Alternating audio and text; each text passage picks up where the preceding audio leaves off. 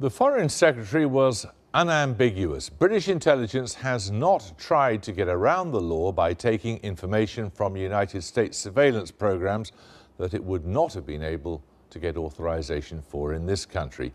He didn't give any details, though, but then how could he? We shall have to take his word for it.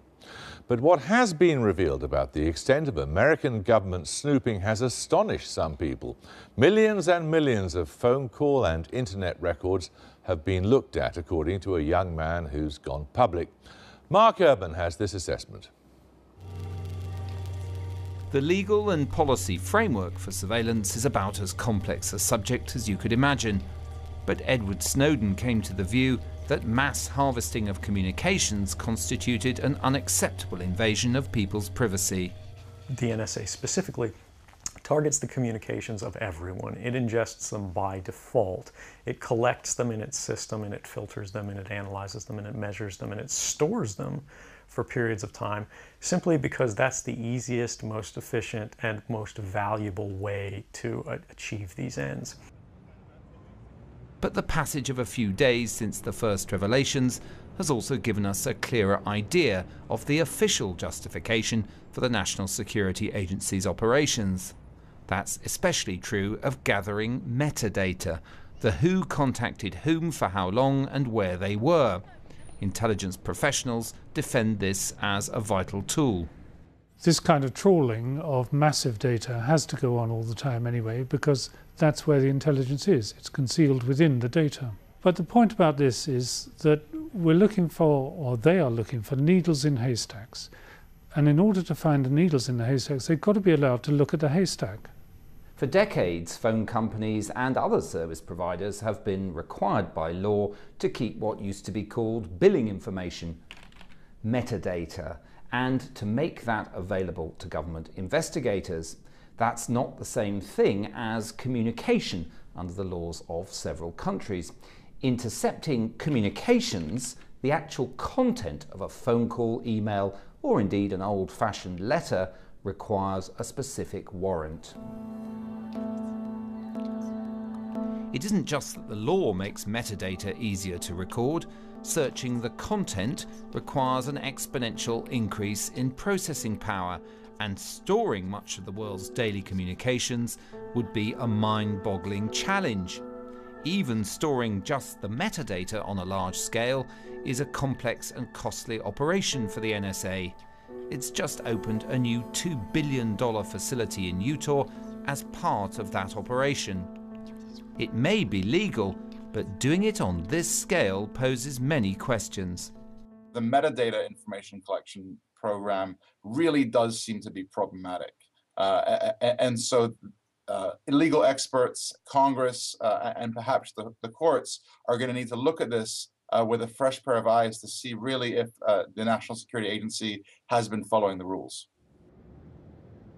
The UK doesn't do intelligence on anything like the same level.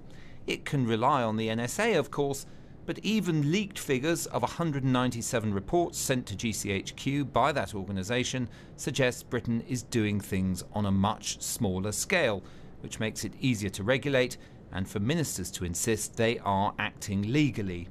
It has been suggested that GCHQ uses our partnership with the United States to get around UK law, obtaining information that they cannot legally obtain in the United Kingdom. I wish to be absolutely clear that this accusation is baseless. Any data obtained by us from the United States involving UK nationals is subject to proper UK statutory controls and safeguards. The US government says also that its requests for content from Google or AOL under the project codenamed PRISM are subject to legal warrants.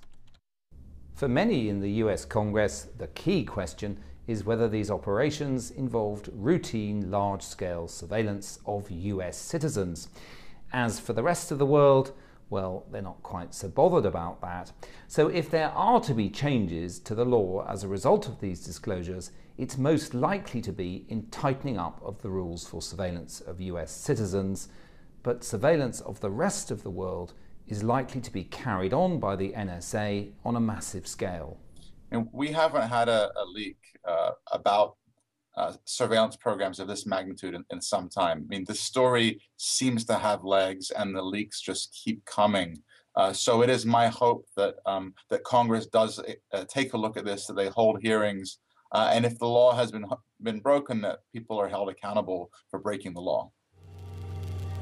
As for the man who made this public, he said that he expects the data empires and intelligence organizations that he has betrayed will not forgive him, and that he accepts that life as he knew it is effectively over. This is something that's not our place to decide. The public needs to decide whether these programs and policies are right or wrong. And I'm willing to go on the record to defend the authenticity of them and say, I didn't change these. I didn't modify the story. This is the truth. This is what's happening. You should decide whether we need to be doing this. Well, now to discuss this, Major General Jonathan Shaw, who's a retired Army general who until last year was in charge of the Ministry of Defence's cybersecurity programme, and Richard Aldrich, a professor of intelligence who's written a book on the UK intelligence agency GCHQ. He's currently leading a research project into what the public knows about the CIA. Now, were you surprised by the scale of surveillance disclosed in these revelations? I wasn't surprised that it happened, but I think the sheer scale of it, even that, I suppose, when I think about it, doesn't really surprise me, because the whole era now is one of big data, and every corporation in the world is struggling to cope with this massive data. And you need to take a lot of data in if you're going to analyse it. So I suppose thinking about it, it really shouldn't have taken us by surprise at all. What did you think? I think what it shows us is the intelligence agencies no longer own intelligence. The people who own intelligence now are the supermarkets, the banks, the airlines, and that's a problem, because government needs access to that information. It's interesting that people are prepared to share all sorts of bits of information about themselves with these companies, but they're somehow alarmed if the government's keeping track of them. A former senior GCHQ officer said, there's something strange about a keyboard. If you put a human being in front of a keyboard and a screen, they'll do all sorts of weird things which they won't normally do in ordinary life, and there's a whole research project there. We didn't know this program existed. Do you think we should have known, General? Well, I think that's the old debate. Or the Americans, perhaps. Yeah, what should be in the public domain and what shouldn't. I'm quite comfortable, but I suppose you could say I should be, that we didn't know about it. But so no, I think we should be just comfortable that it exists. I think the real surprise would have been if there hadn't been cooperation between GCHQ and the NSA. I think that would have been the real surprise.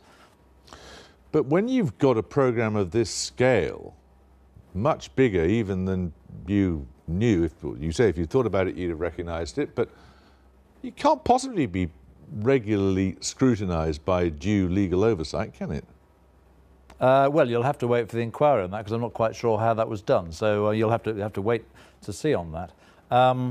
I don't know what the tasking mechanism. I don't know the details, so we really have to wait to the details, I think. But that scale, I mean, millions and millions of phone records alone, and vast numbers of internet pieces of information, you'd have to have somebody or in a court just stamping all day long in order to. Well, I think the record that we're hearing here is 190 odd reports. Those are the requests from this country to So the American system, I mean, really not capable of talking about the American system at all.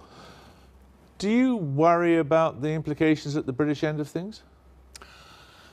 I worry about the connections between Britain and the United States. The British system, as Mark Urban showed, is smaller and therefore easier to regulate. The American system is much, much larger. They not only harvest a lot of data, but they keep a lot of that data. Exactly as you've said, much more difficult to oversee all that stuff. And I strongly suspect that British politicians don't know everything that the United States is doing. Does that matter? Yes, I think it does, because so many intelligence agencies around the world share intelligence now, but the relationship between GCHQ and NSA is special.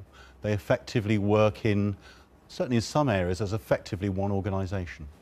Do you believe the Foreign Secretary?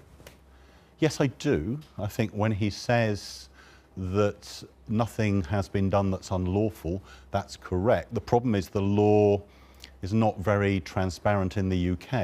And in the United States, it's put into operation by secret courts. We can't even read their judgments. So We're told it's lawful, but we know very little more than that. Let's talk about what should happen to this whistleblower, Mr. Snowden. What do you think should happen to him, General? Well, I think if you serve your country, if you sign up and work for people who he must have known who he was working for, he must have known the sort of business he was in, he knew what the rules were and he broke them, he should have the book thrown at him, absolutely, because he's committed a legal crime. Now, whether he's committed a moral crime is an entirely separate question. My own view is actually he should be pursued by the Americans, and he certainly thinks he should be. What do you think should happen to him? Well, I think it shows the way that privacy is disappearing for everybody. So, part of this issue is about privacy for the individual, but what this person is showing is privacy is also disappearing for corporations and government. It's difficult to do secret stuff. I don't think you're really answering the question. What penalty, what should befall this young man? Has he done us all a service by disclosing what's going on, or should he be punished? I think he's told you, actually. He said, ethically, I think I've done the right thing, but I've broken the law and I expect to be punished. Exactly. Okay, thank you both, gentlemen. Thanks.